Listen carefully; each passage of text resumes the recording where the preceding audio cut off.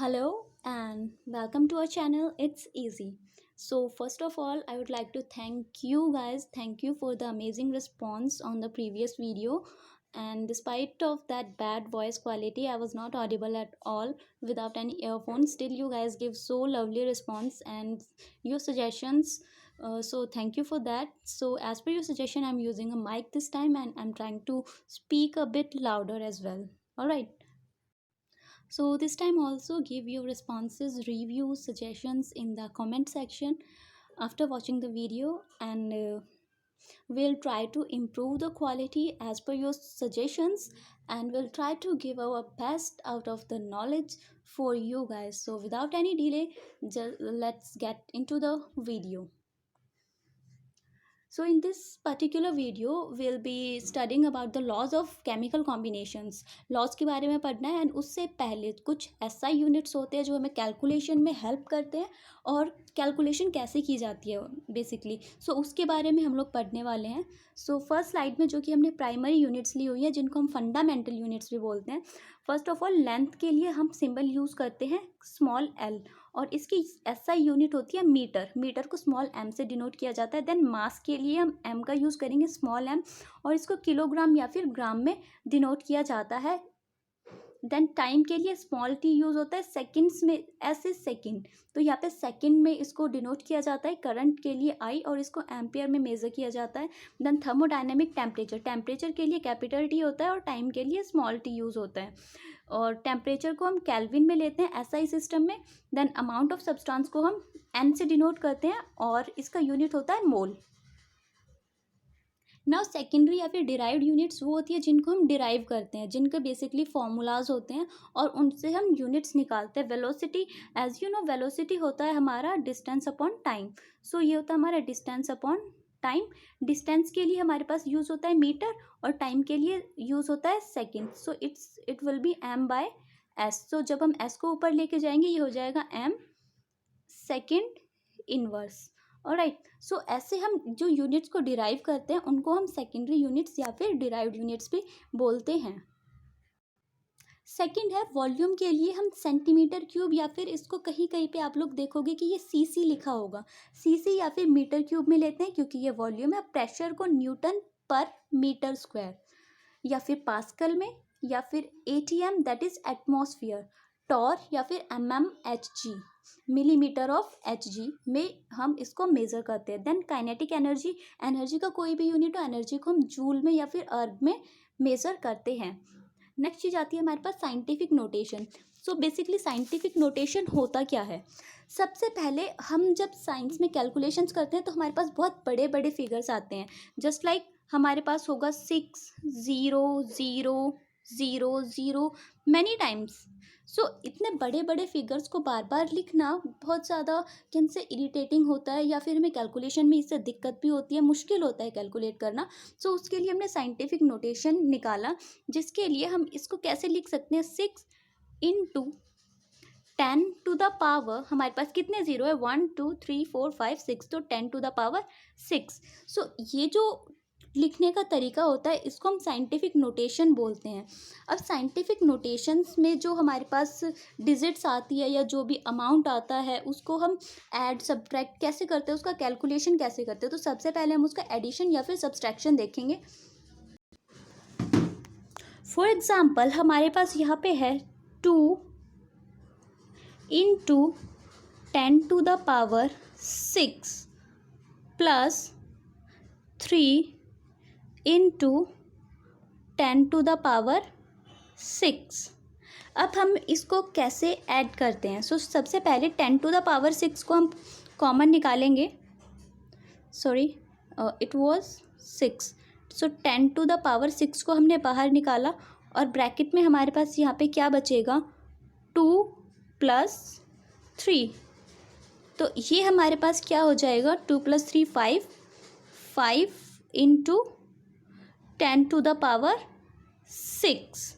सो ये हुआ एडिशन. अगर यहाँ पे हमारे पास सब्सट्रैक्शन होता, सब्ट्रैक्ट करना होता तो हम उसको यहाँ पे माइनस कर सकते थे. नेक्स्ट आता है अगर पावर डिफरेंट हो तो क्या करेंगे. कैन से हमारे पास यहाँ पर है 6 इंटू 10⁵ प्लस 5 इंटू 10⁴। सो यहाँ से बेसिकली हमारे पास जो चीज़ है कॉमन निकलेगा वो हमारे पास क्या निकलेगा 10⁴, और एक 10 यहाँ पे 6 के साथ ब्रैकेट के अंदर ही रह जाएगा।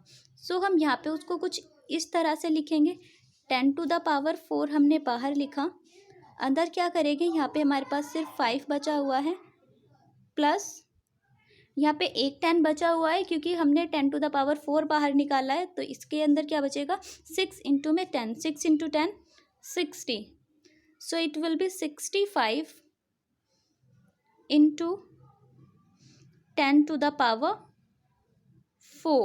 So this will be your answer. Now हम देखते हैं कि इसका मल्टीप्लाई अगर डिवाइड हुआ तो हम उसको कैसे डील करेंगे।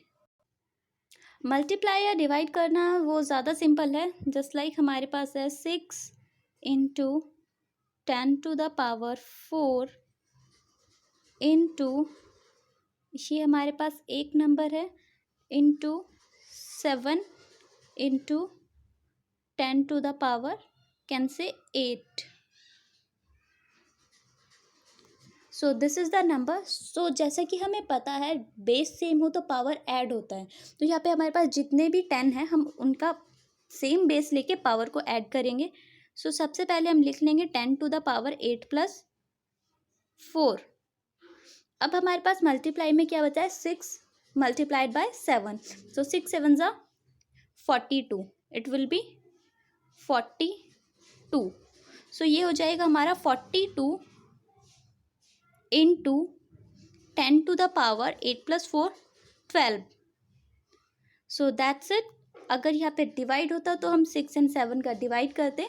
सो this was the calculation. Next हम चलते हैं लॉज ऑफ केमिकल कॉम्बिनेशन। जब रिएक्शंस होते हैं केमिकल कंबाइन होते हैं तो उनको कौन सी लॉज गवर्न करते हैं, उन लॉज के बारे में पढ़ेंगे। सबसे पहले आता है हमारे पास लॉ ऑफ कंजर्वेशन ऑफ मास।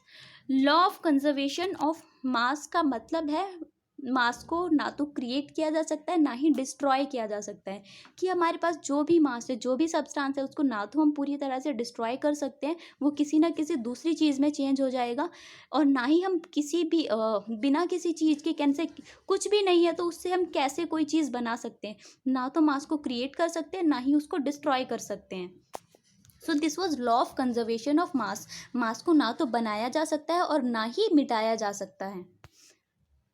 अगर हमें कोई चीज़ बनानी है, कैसे हमें एक पेन चाहिए, तो पेन बनाने के लिए हमारे पास रॉ मटेरियल कुछ ना कुछ चाहिए होगा, इंक चाहिए होगा, हमें प्लास्टिक वगैरह या फिर जिस भी चीज़ से पेन बना होता है हमें वो चीज़ें चाहिए होंगी। तो वो चीज़ें कहाँ से बनेंगी, हमें पेन बनाने के लिए हमें वो सारी चीज़ें चाहिए होंगी। सो दिस इज़ द वे कि उसको ना तो हम बना सकते हैं, खुद से नहीं बना सकते, हमें कुछ ना कुछ रॉ मटेरियल चाहिए होगा, और अगर हम उसे डिस्ट्रॉय करना चाहते हैं, नष्ट करना चाहते हैं, तो हम उसे किसी भी मीन्स से हम उसको तोड़ दें, तोड़ने के बाद भी हमारे पास कुछ ना कुछ पार्टिकल्स, कुछ रेजिड्यू बचेंगे। अगर हम उसको जला देते हैं फिर भी हमारे पास ऐश बचेगा, उससे एनर्जी निकलेगी जो कि एनवायरनमेंट में जाएगा। तो ऐसा नहीं होता है कि हम किसी चीज़ को पूरी तरह डिस्ट्रॉय कर दें या उसको बना सकें। Alright, so this is law of conservation of mass. Second है हमारे पास law of definite proportions. So इस लॉ के according it states that a given compound always contains exactly same proportion of the elements by weight. So ये बात यहाँ पे याद रखनी है, जो भी हमारे लॉज ऑफ केमिकल कॉम्बिनेशन थे वो वेट के अकॉर्डिंग बनाए गए थे। सो यहाँ पे सेकेंड लॉ में बताया गया है कि जो भी हमारा कोई भी एक स्पेसिफिक सब्सटेंस की बात करते हैं, कंपाउंड की बात करते हैं, कोई भी स्पेसिफिक कंपाउंड होगा उसके अंदर जो एलिमेंट्स होंगे वो एक डेफिनेट प्रोपोर्शन में होंगे। फॉर एग्जांपल यहाँ पे हमने लिया है क्यूप्रिक कार्बोनेट। क्यूप्रिक कार्बोनेट होता है हमारे पास, अगर हम उसको नेचुरली देखते हैं, नेचुरली जो हमें मिलता है नेचर में, उसके अंदर भी कॉपर 51.35% होता है, ऑक्सीजन 9.74% होता है और कार्बन 38.91% होता है। अगर हम उसको सिंथेटिकली बनाते हैं, लैब में भी प्रिपेयर करते हैं, तो भी हमारे पास उसके कॉम्पोजिशन सेम ही रहते हैं। So this is very complicated example जिस कैन से वाटर की अगर हम बात करें, वाटर का फॉर्मूला हम सबको पता है H2O होता है। जब दो हाइड्रोजन के मॉलिक्यूल एक ऑक्सीजन के एटम के साथ कंबाइन होंगे तब हमें वाटर मिलेगा, that is H2O, 2 atom hydrogen और 1 एटम ऑक्सीजन। तो पानी चाहे कहीं भी हो, पानी का फॉर्मूला सेम ही रहेगा। सो डेफिनेट प्रोपोर्शन का मतलब यही है, पानी तभी बनेगा जब 2 हाइड्रोजन और 1 ऑक्सीजन मिलेगा। सो किसी भी कंपाउंड को बनाने के लिए हमारे पास एलिमेंट्स का एक डेफिनेट प्रोपोर्शन चाहिए होता है। अगर वो प्रोपोर्शन अलग हो गया तो हमारे पास कुछ और चीज़ बन जाएगी। ऑलराइट, नेक्स्ट है हमारा लॉ ऑफ मल्टीपल प्रोपोर्शन। इस लॉ के अकॉर्डिंग, लॉ थोड़ा कॉम्प्लिकेटेड है। It states that if 2 elements can combine to form more than 1 compound, अगर कोई भी 2 एलिमेंट मिलके एक से ज़्यादा कंपाउंड बनाते हैं, तो एक एलिमेंट जो कि फिक्स्ड का मास का लिया हमने, उसका मास हमने दोनों बार सेम लिया है, और दूसरा जो एलिमेंट था उसका मास हमने वेरी किया है, तो हमारे पास जो रेशो होगा वो स्मॉल होल नंबर का रेशो होगा। फॉर एग्जांपल, फर्स्ट रिएक्शन में हाइड्रोजन एंड ऑक्सीजन कंबाइन होके हमें वाटर देते हैं, और यहाँ पे हमारे पास हाइड्रोजन है 2 ग्राम एंड ऑक्सीजन है 16 ग्राम। सेकंड में हमने H2 और O2 को कंबाइन किया है, तो हमें H2O2 हाइड्रोजन पर ऑक्साइड मिला है, और यहाँ पे हाइड्रोजन का मास सेम है, ये हमने सेम लिया है, पर ऑक्सीजन का मास यहाँ पे डिफरेंट है। यहाँ पे ऑक्सीजन 32 ग्राम लिया गया है, तो हमें क्या मिला, 34 ग्राम H2O2 मिला है। सो अगर यहाँ पे हम जो रेशो की बात की गई है कि जो एलिमेंट को का मास हम वेरी करेंगे वो एक स्मॉल होल नंबर रेशो होगा। सो यहाँ पे ऑक्सीजन को हमने वेरी किया, तो ऑक्सीजन का अगर हम रेशो देखेंगे तो ये आएगा 16:32, या फिर इसको हम क्या लिख सकते हैं, 1:2। सो ये एक स्मॉल होल नंबर रेशो है। या फिर इसको आप ऐसे भी समझ सकते हो कि हमारे पास 2 एलिमेंट मिलके अगर वो अलग अलग प्रोपोर्शन में कंबाइन होते हैं, सिंपल लैंग्वेज में हम इसको ऐसे समझ सकते हैं कि 2 एलिमेंट एक से ज़्यादा कंपाउंड भी बना सकते हैं अगर वो अलग अलग रेशो में कंबाइन हो तो। नेक्स्ट तो आता है हमारे पास गे-लुसाक्स लॉ ऑफ गैसियस वॉल्यूम। तो याद रखना, जैसा कि ये लॉ सिर्फ और सिर्फ गैसियस वॉल्यूम्स के लिए, सिर्फ गैसेस पे अप्लाई होगा। This law states that gas combine in simple ratio by volume. यहाँ पे भी हमने रेशो किस में लिया है, वॉल्यूम में लिया है। By volume provided all gases at same temperature and pressure. So यहाँ पे हमने जो कंडीशन लिया है वो लिया है टेम्परेचर और प्रेशर को कांस्टेंट कर दिया गया है।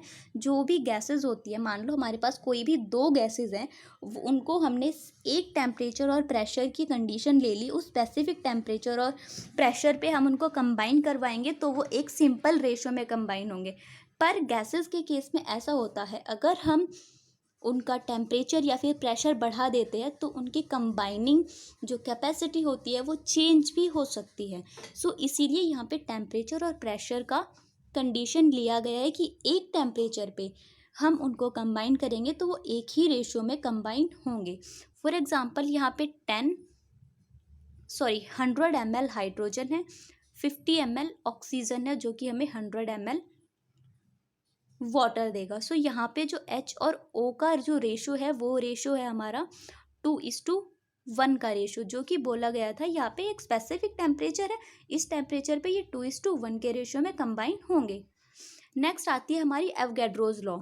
एवोगैड्रो ने बोला था, उसने भी एक सेम टेम्परेचर और प्रेशर का कंडीशन लिया था कि एक टेम्परेचर पे एक हम वॉल्यूम हमने फिक्स कर दिया, उस वॉल्यूम के अंदर चाहे कोई भी गैस हो, उनके जो मॉलिक्यूल्स होंगे, नंबर ऑफ मॉलिक्यूल्स बराबर होंगे। It states that equal volume of gases at same temperature and pressure should contain equal number of molecules. For example, हमने यहाँ पे एक वॉल्यूम लिया, ये 2 वॉल्यूम लिए। मान लो फर्स्ट के अंदर हमने हाइड्रोजन डाल दिया, H2 डाल दिया, सेकेंड वॉल्यूम में हमने O2 डाल दिया। सो अगर हम इनका वॉल्यूम सेम है, हम यहाँ पे टेम्परेचर और प्रेशर भी सेम लेते हैं, तो यहाँ पे number of molecules of H2 equal होंगे number of molecules of O2 के। So this was Avogadro's law. Now finally आता है हमारे पास Dalton's atomic theory. This theory was proposed by John Dalton in 1808। उन्होंने एक बुक पब्लिश किया था, a new system of chemical philosophy, जिसके अंदर डाल्टन ने अपना एटॉमिक थ्योरी दिया था जिसके कुछ पोस्टुलेट्स हमने यहाँ पे लिए हैं। बेसिकली जो डाल्टन की थ्योरी थी वो इन सब का कॉम्बिनेशन था। अभी तक जो हमने लॉ पढ़े हैं उन सब लॉ को उसने एनालाइज किया और उनका जो कंक्लूजन होता था उसके अकॉर्डिंग उसने अपनी एक थ्योरी बनाई और उसको कंपाइल करके डाल्टन्स एटॉमिक थ्योरी के नाम से पब्लिश किया। सो फर्स्ट था matter consist of indivisible atoms. उस टाइम तक हमें ये माना जाता था 1808 तक कि एटम जो है वो सबसे छोटी यूनिट होती है मैटर की, उसको फर्दर डिवाइड नहीं किया जा सकता है। So first postulate was matter consist of indivisible atoms. Second था all atoms of a given element have identical properties including atomic mass, कि सेम एलिमेंट के जितने भी एटम होंगे, एक एलिमेंट के जितने भी एटम होंगे, जहाँ भी होंगे, जैसे भी होंगे, वो सब आइडेंटिकल होंगे, एक जैसे, उनका शेप, साइज, कलर सब कुछ एक जैसा होगा। Atoms of different elements differ in masses. So जो एक एलिमेंट के होंगे उनका मास सेम होगा, अगर मास डिफरेंट हो गया दैट मीन्स वो किसी और एलिमेंट के हैं, या फिर अलग अलग एलिमेंट के एटम्स का मास डिफरेंट होगा। जैसे हाइड्रोजन का मास 1 होता है, ऑक्सीजन का मास कितना होता है 16, ऑक्सीजन मॉलिक्यूल का। Then compounds are formed when atoms of different elements combine in a fixed ratio. So third postulate वही था जो हमने कॉम्बिनेशन के बारे में पढ़ा है। कोई भी कंपाउंड तब बनेगा जब एटम्स कंबाइन करेंगे एक फिक्स रेशियो में, एक फिक्स रेशियो में कंबाइन होने के बाद ही वो एक कंपाउंड बनाते हैं। And the last postulate was chemical reactions involve reorganization of atoms. These are neither created nor destroyed in a chemical reaction. अपने केमिकल रिएक्शन देखा होगा, एक तो लेफ्ट हैंड साइड हमारा ज़्यादातर रिएक्टेंट होता है और राइट हैंड साइड पे प्रोडक्ट होता है, तो हम उसकी बैलेंसिंग भी करते हैं। अगर आपने अभी तक केमिकल रिएक्शन जो 9th-10th में हमने पढ़े होंगे, हम वहाँ पे बैलेंसिंग भी देखते हैं। तो जितने एटम्स, नंबर ऑफ एटम्स हमारे रिएक्टेंट साइड पे होंगे उतने ही प्रोडक्ट साइड पे होंगे। सो डाल्टन ने यही बोला था कि किसी भी केमिकल रिएक्शन में जो एटम्स होंगे वो ना तो बनाए जाएंगे और ना ही उनको डिस्ट्रॉय किया जाएगा, बस उनका रीऑर्गेनाइजेशन हो जाएगा। फॉर एग्जांपल अगर हम लेते हैं H2 लेते हैं, O2 लेते हैं, उससे हमें H2O मिलता है, तो यहाँ पे रिएक्टेंट साइड पे H2 और O2 के जितने एटम्स होंगे हमारे पास टोटल, हमारे पास प्रोडक्ट में भी उतने ही एटम्स होंगे। Alright, so this was basically the law of conservation of मास, जिसको मॉडिफाई करके डाल्टन ने अपने वर्ड्स में लिखा था atom is a basically mass का यूनिट है, सबसे छोटा जो पार्टिकल होता है उसको हम एटम बोलते हैं। तो ये भी सेम है। केमिकल रिएक्शंस में बेसिकली जब हमारा नया कंपाउंड बनता है तो उसका फॉर्मूला चेंज होता है, जिसको यहाँ पे रीऑर्गेनाइजेशन का नाम दिया गया है। H2O2 मैंने लिया था, उससे H2O मिला, फॉर्मूला डिफर हो गया, एटम सेम है, एटम के नंबर भी सेम ही होंगे, दूसरी तरफ भी total number of atom same होंगे हमारे। ऑलराइट, तो यहाँ पे क्या हुआ, बेसिकली डाल्टन ने बोला कि एटम्स का रीऑर्गेनाइजेशन होगा, जितने एटम रिएक्टेंट में होंगे उतने ही प्रोडक्ट में होंगे, ना तो वो बनाए जाएंगे ना ही उनको डिस्ट्रॉय किया जाएगा। So that's it for today's video. आज बेसिकली हमने पढ़ा डाल्टन का थ्योरी, जो कि सारे लॉज का एक कैन से कंक्लूजन था। ऑलराइट, सो हम मिलते हैं नेक्स्ट वीडियो में। अगर वीडियो अच्छा लगे तो लाइक करें, सब्सक्राइब करें एंड शेयर करें। थैंक यू एंड मिलते हैं नेक्स्ट वीडियो में। Till then take care,